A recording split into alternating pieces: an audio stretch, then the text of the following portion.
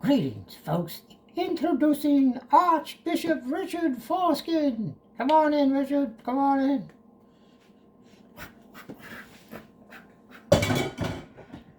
Watch yourself, sir. Thank you. Thank you. Oh, greetings, my friends. Archbishop Richard Foreskin here. That's a very special Bible reading tonight, sir. To honor the Lord and the Holy Scriptures. I can't speak too loud now because my servants are sleeping. I read about King David and what he did by obeying the Lord. Well, first, we're going to go to King Saul. Hold on here.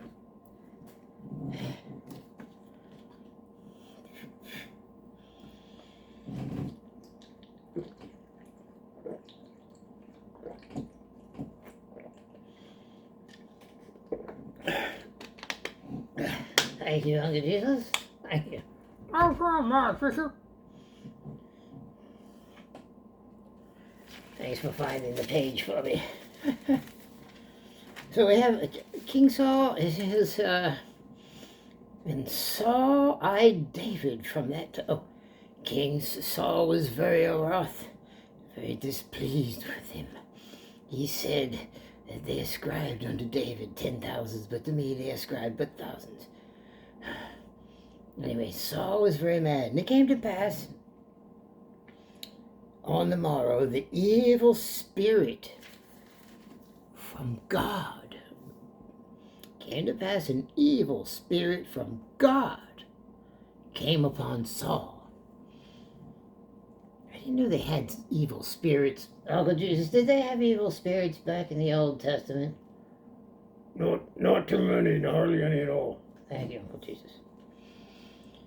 So an evil spirit from God. From God? Yes, from God. I never heard of such a thing. An evil spirit came from God. I can't believe that. I guess it's true. I don't know how I skipped over this. And prophesied in the midst of the house. He prophesied an evil spirit from God came unto Saul, and he prophesied in the midst of the house. And David played with his hand. Uncle Jesus, that doesn't sound right. He played with his hand? Come on now. It doesn't mean that. I know what you're thinking, though. Good. Folks, I was getting worried. He's playing with his hand there. David played with his hand, and at other times there was a javelin in Saul's hand. Aimed at David. And Saul cast a javelin, for he said, I will smite David even to the wall with it. He was jealous of David because, well, we'll go over that later. They said too many good things about David. King Saul got jealous, very jealous. So, I will smite David to the wall with my javelin. And David avoided out of his presence twice.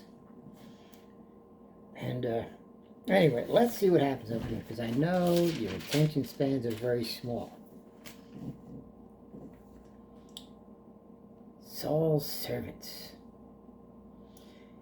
And Saul said, Thus shall ye say to David, the king desireth not just any dowry for his daughter to marry David. Oh, the king desires 100 foreskins of the Philistines. 100 foreskins of the Philistines. That's what he wants David to get. You know, you had to kill somebody to take their foreskin. Well, that's what he did. Check it out.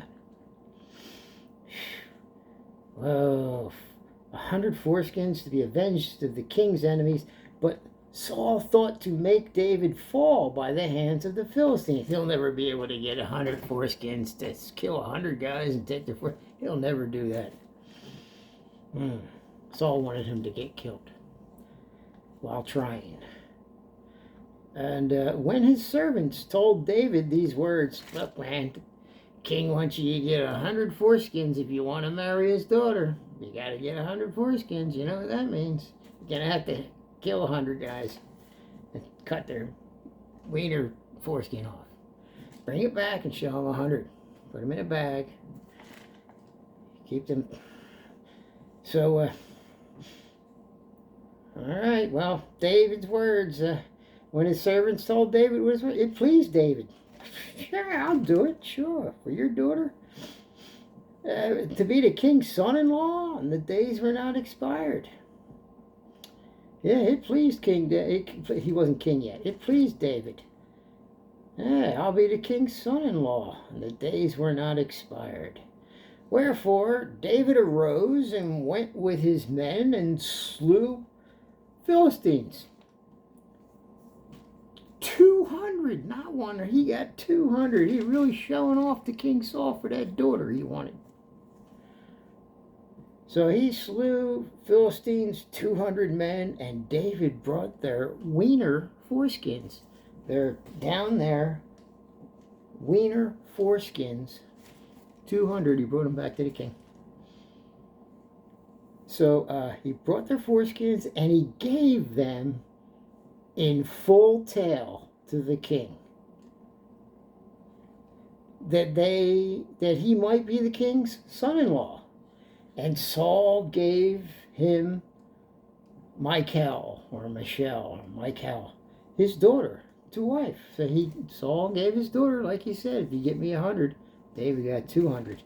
He was really showing off those foreskins. But only someone with an evil spirit would do this. And as we remember, Saul, King Saul had an evil spirit. So that's why he said such a thing to David to give him the foreskins. But if we look back, who gave him God gave him the evil spirit. It came to pass on the morrow that the evil spirit from God came upon Saul. So it's all because of God that Paul said such crazy things about telling David that you need to get 100 foreskins for me. But David chose to get 200, so that was his doing. But anyway, you can see that it wasn't Saul's fault. God gave him an evil spirit to make him to say such a ridiculous thing, and then David chose to do such an evil, ridiculous thing. But in the Bible, it says that David was the apple of God's eye. So he could get away with anything because God just liked him better than everybody else. So let's see. Saul gave David Michal, his daughter, to wife.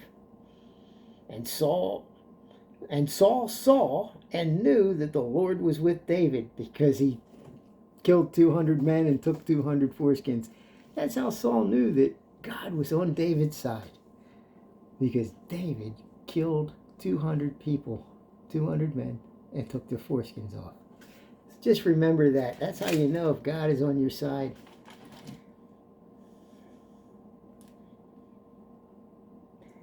Here's another one, another evil.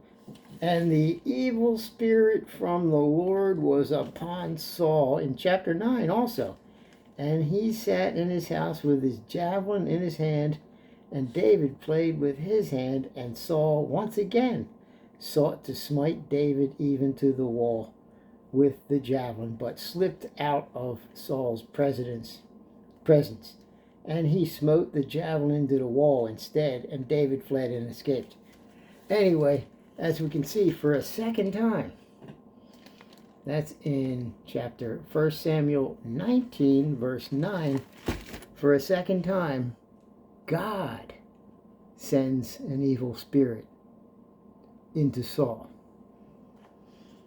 upon Saul. So where does God keep all these evil spirits?